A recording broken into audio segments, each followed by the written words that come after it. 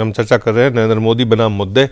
चुनाव के जो प्रचार चल रहे हैं, तमाम राजनेता लोगों के बीच जा रहे हैं, रैलियां कर रहे हैं, लेकिन रैलियों में जो अहम मुद्दे हैं, जो जनता से जुड़े हुए सीधे सीधे मुद्दे हैं, जो उनके सवाल हैं, तमाम, चाहे वो शिक्षा हो, स्वास्थ्य हो, रोजगार हो, कृषि हो, तमाम तरह के मुद्दों पे बहुत ज़्यादा फोकस नहीं किया जाए। इस वक्त जो फोकस है वो है नरेंद्र मोदी पे। नरेंद्र मोदी वर्सेस ऑल, इस तरह का की स्थिति साफ साफ दिख रहे। हमारे साथ इस बीच में डॉक्टर सैयद अहमद हसन साहब हैं, अलीगढ़ मुस्लिम यूनिवर्सिटी में पढ़ाते हैं, वहाँ प्रोफेसर हैं। और डॉक्टर साहब, आपसे मैं सिर्फ एक सवाल पूछना चाहता हूँ कि इस वक्त आप भी देख रहे होंगे टेलीविज़न में, मीडिया में, जो राजनेता जहाँ भी पहुँचते हैं, तमाम तरह के, चाहे वो कांग्रेस के हों, चाहे वो जेडीयू के हैं, चाहे समाजवादी पार्टी हों, चाहे बीएसपी हों, चाहे डीएमके हों, चाहे किसी भी दल के हों, बीजेपी को छोड़ के तमाम लोगों के निशाने पर नरेंद्र मोदी है, जबकि देश के सामने बहुत सारे अहम मुद्दे हैं। क्या मोदी पे हमला करके उन मुद्दों को दरकिनार किया जा रहा है, आप मानते हैं, या आप ये मानते हैं कि नरेंद्र मोदी अपने आप में बहुत बड़ा मुद्दा है, इसलिए उन पे फोकस करना चाहिए? देखिए, पहले तो मैं ये बता दूं कि मैं पेशे से टीचर हूं जी, और प्रोफेसर नहीं हूं। दूसरी बात यह है कि जाहिर सी बात है कि हर शख्स अपनी एक सोच रखता है, उसकी अपनी एक फ़िक्र होती है।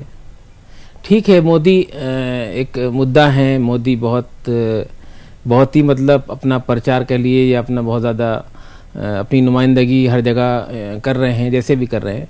लेकिन ये मेन बात जो ये है कि मोदी सारी बातें कर रहे हैं, लेकिन मोदी ने अब तक इस तरह की कोई बात नहीं की है कि हम मुसलमानों के लिए कोई जगह या कोई इशू या कोई ऐसी बात अब तक नहीं रखी, या किसी भी मसले को लेकर के उन्होंने ये नहीं कहा कि हम इस चीज़ को करेंगे, ये इश्यूज हमारे होंगे, हम ये फ़ायदे पहुंचाएंगे मुसलमानों को। अब तक इन्होंने ऐसी कोई बात नहीं की है, जिसकी वजह से मुसलमान मेरा सवाल मोदी क्या कह रहे हैं उस पर नहीं है, मोदी के बारे में जो तमाम पार्टियां कह रही है उस पर। मोदी के बारे में जो तमाम पार्टियां कह रही हैं वो एक सियासी मसला है। जाहिर सी बात है कि मोदी के सियासी मसला है, जाहिर सी बात है कि वो मोदी के बारे में कह रहे हैं, मोदी उनके बारे में कह रहे हैं जी। वो तो एक मोदी तमाम दलों के निशाने पे है इस वक्त। हाँ, निशाने पे हैं वो उसके पीछे क्या कारण मानते हैं आप? उसके पीछे ये कि हर आदमी, क्योंकि ये चाह रहा है, हर पार्टी चाह रही है कि मोदी ना आए, और जाहिर सी बात है कि ये हम लोग भी इस चीज से मतलब वो हैं कि ये ना आए और आगे ना बढ़े, क्योंकि अब तक वोट बैंक की पॉलिटिक्स है। जाहिर सी बात है, वोट बैंक की पॉलिटिक्स है, और क्या है जी। दरबानी साहब, देखिए, मुझे लगता है कि जो आपने बात अहम आज का मुद्दा लिया है, जो चाहे वो कांग्रेस है, चाहे वो समाजवादी पार्टी है, चाहे बीएसपी है, जितने भी आप दलों का अभी नाम आपने लिया, चाहे वो ममता है, चाहे सीपीएम है, चाहे सीपीआई है, जो जितने भी हैं, उन सब ने कहीं ना बीजेपी पे हमला नहीं कर रहे हैं, नरेंद्र मोदी पे व्यक्तिगत हमला किया। मैं कुछ और कह रहा हूं जी, मैं भी वहीं आ रहा हूं। मेरा ये कहना है कि ये जितने भी दल हैं, उन्होंने यूपीए के अंदर, चाहे पहले यूपीए 1 में या यूपीए 2 में, वो कहीं ना कहीं इस सरकार का, केंद्र सरकार का हिस्सा रहे हैं, उन्होंने समर्थन किया है। आज जनता के बीच में जाकर समाजवादी पार्टी या बीएसपी, ममता या मुलायम जाके क्या कहे? उनको जनता के बीच में जाकर किसी मुद्दे पर, इस सरकार ने किसने बड़े बड़े स्कैम किए हैं, इस देश के साथ किस तरह से विदेश नीति को भी अगर आप देखें, बॉर्डर पर क्या कुछ हुआ है, हर जगह जहां चारों तरफ फेलुअर और स्कैम्स नजर आते हैं, उस सरकार का इन लोगों ने समर्थन किया है। अब जो अभी आप ये कह रहे हैं कि ये पार्टियां कहीं ना कहीं यूपीए 1 और यूपीए 2 में हिस्सेदार, प्रत्यक्ष या अप्रत्यक्ष रूप से हिस्सेदार रही है, जो कुछ भी समर्थन रहा है, तो इसलिए वो उनके पास कोई मुद्दा है नहीं, मुद्दा बना रहे हैं। उनको ये लगता है कि वो आज कुछ भी इस सरकार के बारे में, इसकी सरकार की जितनी भी कारगुजारियां हैं, उसकी आलोचना करने की स्थिति में नहीं है। और मोदी जो है, उसकी आलोचना, सरकार की नीतियों की, सरकार की जितनी कार्यप्रणाली है उसकी आलोचना करते हुए जो गुजरात में उन्होंने मॉडल दिया है, उसकी वो जगह जगह अपने आप कहीं ना कहीं बखान भी करते हैं, और साथ में उन नीतियों की आलोचना करते हुए वो करना क्या चाहते हैं इसके बारे में बोल रहे हैं। उन्होंने जैसे यहां से शुरुआत अगर आप करें, जो दिल्ली में उन्होंने भाषण दिया था कि हम आर्म्स के इंपोर्टर ही क्यों बने रहें, हम एक्सपोर्टर क्यों नहीं बनते।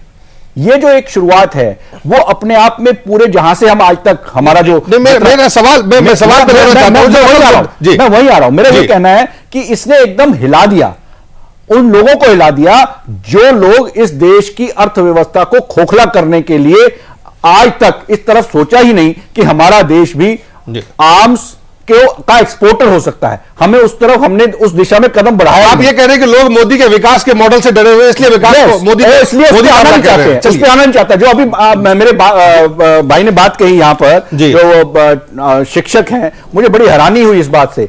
वो जब भी बात करते हैं वो 125 करोड़ भारतीयों की बात करते हैं, उनके लिए बात करते हैं, और हिंदू मुसलमान सिख सब है, और इसके लिए अगर उसको फिर वही सांप्रदायिक लाइन पर चीजों को शिक्षक होते हुए अगर काटना चाहते हैं तो ये बहुत हैरानी की बात है। चलिए, वो हैरानी की बात हो सकती है, लेकिन अभी राजनेताओं की बात करते हैं। हम आपको दिखाते हैं कि मायावती ने मोदी के ऊपर क्या कहा। आप अभी सुन रहे थे, हमारे जो राजनीतिक विश्लेषक भी हैं, पत्रकार हैं, उनको सुन रहे थे। मायावती क्या कह रही हैं?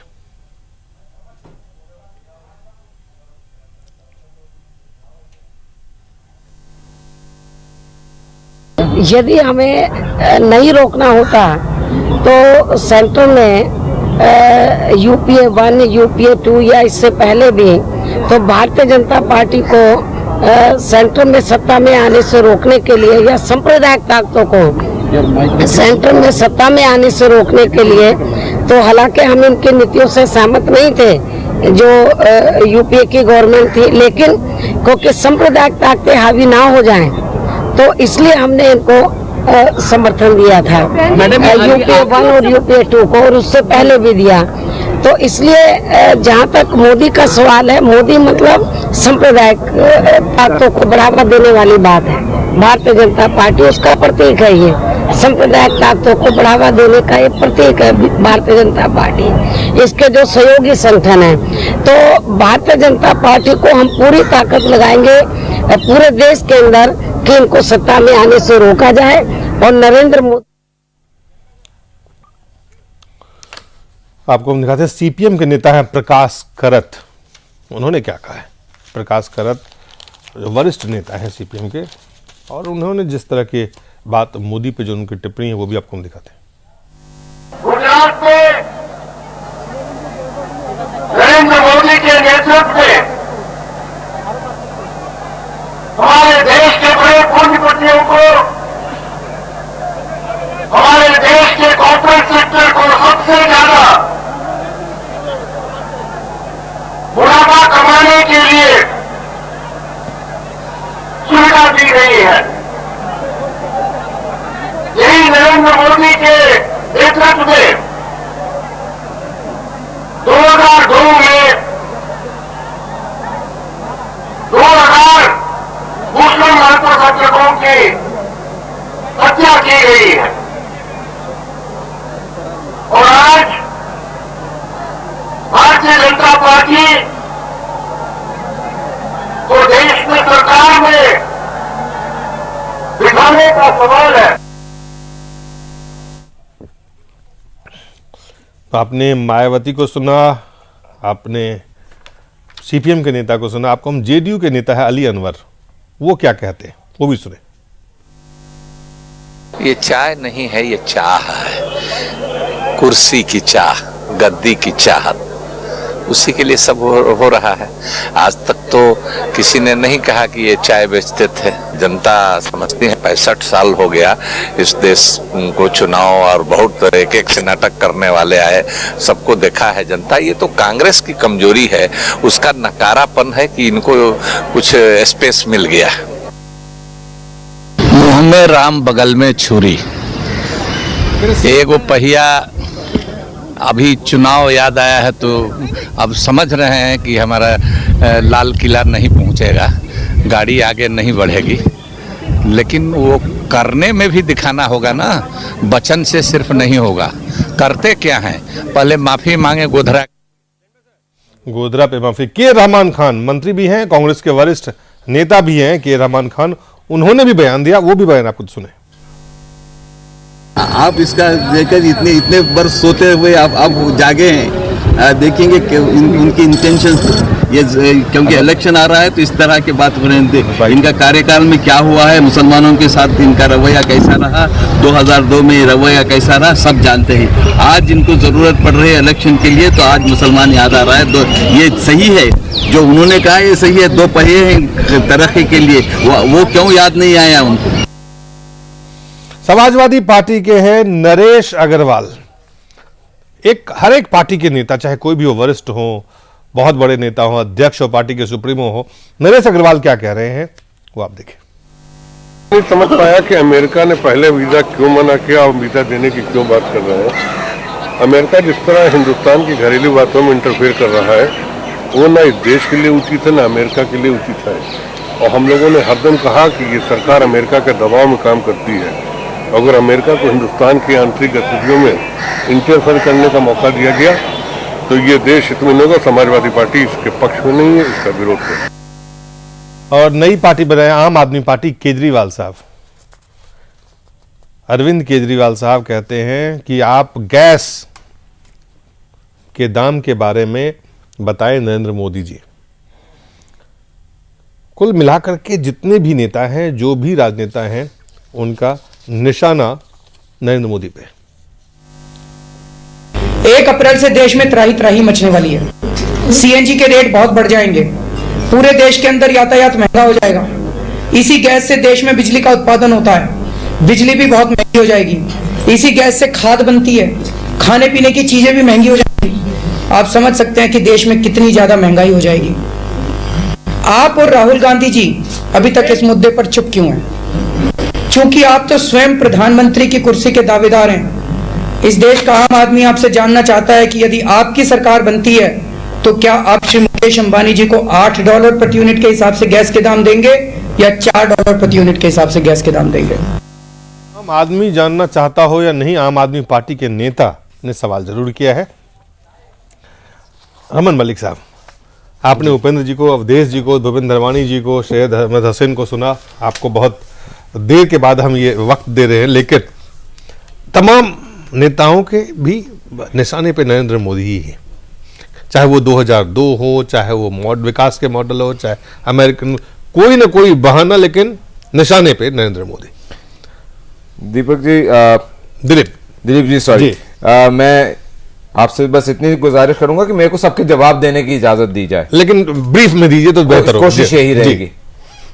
ये स्थिति वो है जो शायद शेन वॉर्न ने बहुत अच्छी तरीके से तेंदुलकर के साथ एक्सपीरियंस करी थी कि सोते जागते सिर्फ तेंदुलकर के छक्के याद आते थे।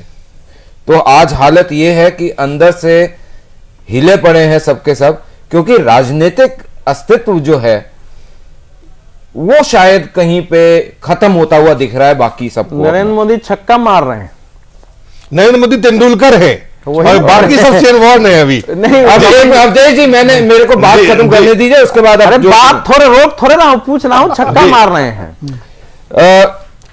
देखिए, फैक्ट यही रहा कि मूल खत्म हो गए, मुद्दे खत्म हो गए, रह गया तो सिर्फ अपना एक जो निजी स्वार्थ है सत्ता में आने का। ये आज एक सत्य है जो हर पार्टी का सामने आ चुका है, उजागर हो चुका है। मूलतः पार्टी आप देखेंगे या एक व्यक्ति विशेष की होगी या एक परिवार की होगी और उन्हीं से चलती है, उन्हीं के डिक्टम पे रहती है।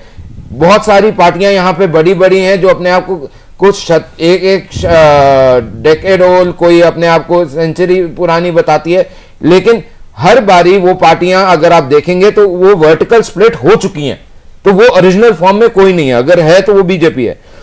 किसी को भी 15 सेकंड की फेम चाहिए होती है, किसी को भी अपना नाम उजागर करना है, तो आज सिर्फ एक है कि उगता हुआ सूरज नरेंद्र मोदी है, उसकी तरफ देखकर चिल्लाना शुरू कर देते हैं।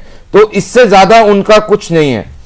आगे आप करेंगे मायावती जी की बात अगर, तो मायावती जी ने जिस तरीके से कह रही हैं या जो भी है, उन्होंने आज तक एक ही चीज चिल्लाते रहे कि बैकवर्ड क्लासेस के लिए, बैकवर्ड क्लासेस के लिए, दलित के लिए, बहुजन के लिए जी। लेकिन मैं ये उनसे पूछना चाहूंगा कि 10 साल किसी को ये नहीं ज्ञात हुआ कि मोदी जी भी एक ओबीसी हैं। उन्होंने उस कार्ड को नहीं कभी प्ले करा, वो अपने काम को करते रहे। तो क्या ये एक फैक्ट नहीं है कि इस देश में जो काम कर रहा है निस्बत इसके कि वो कौन सी जाति का है, क्या है, उसको पब्लिक जनता उसका काम भी समझती है और उसको चाहेगी भी और उसको सर माथे पे भी बिठाएगी। मोदी जी ने बहुत स्पष्ट रूप से जो हमारी नेशनल काउंसिल थी उसके अंदर माय आइडिया ऑफ इंडिया करके उन्होंने सारी चीजों का व्याख्यान करा था और अपना पूरा एक विजन डॉक्यूमेंट की तरह भारत को आगे स्वर्णिम बनाने के लिए क्या क्या स्टेप्स उठाने हैं उन्होंने या क्या उनकी विचारधारा है वो सारी पेश कर चुके हैं देश के सामने और भरपूर मुद्दे दिए हैं लोगों को सोचने, विचारने, समझने के लिए और चाहने के लिए। स्वर्णिम जी। और जहां तक रहा मुस्लिम का जो वर्ड यूज करा जाता है, उन्होंने कभी भी ये नहीं बोला, जैसे यहां पे पैनलिस्ट ने भी बोला कि ही हैज नेवर स्पोकन कि जी मेरे, उन्होंने हमेशा एक चीज बोली, मेरे 6 करोड़ गुजराती या अब बोलते हैं मेरे 125 करोड़ हिंदुस्तानी। उन्होंने कभी किसी जाति विशेष, समुदाय विशेष के लिए कभी कोई बात नहीं करी, उन्होंने सिर्फ हिंदुस्तानियों के लिए बात करी है। मोदी जी के आने का फर्क क्या पड़ा? मोदी जी आने का फर्क यह पड़ा कि जो भी आज तक वोट बैंक की पॉलिटिक्स कर रहे थे, वोट बैंक की पॉलिटिक्स पे जिनकी दुकानदारियां चल रही थी, उनको अपनी दुकान का शटर बंद होते हुए नजर आता है। जी। यूपीए 1 और यूपीए 2 इनमें साझा करने के लिए कम्युनिस्ट भी रहे, लालू जी जैसे लोग भी रहे हैं और आज भी हैं, बीएसपी, डीएमके, कौन नहीं है, तमाम जो रहे ये सब उस पाप के भागीदार बने हैं। इसलिए मुद्दों को नहीं उठा रहे, इसलिए मुद्दों को उठाना उनके बस में नहीं है, इसलिए मोदी पे हमला किया, इसलिए मोदी पे जी।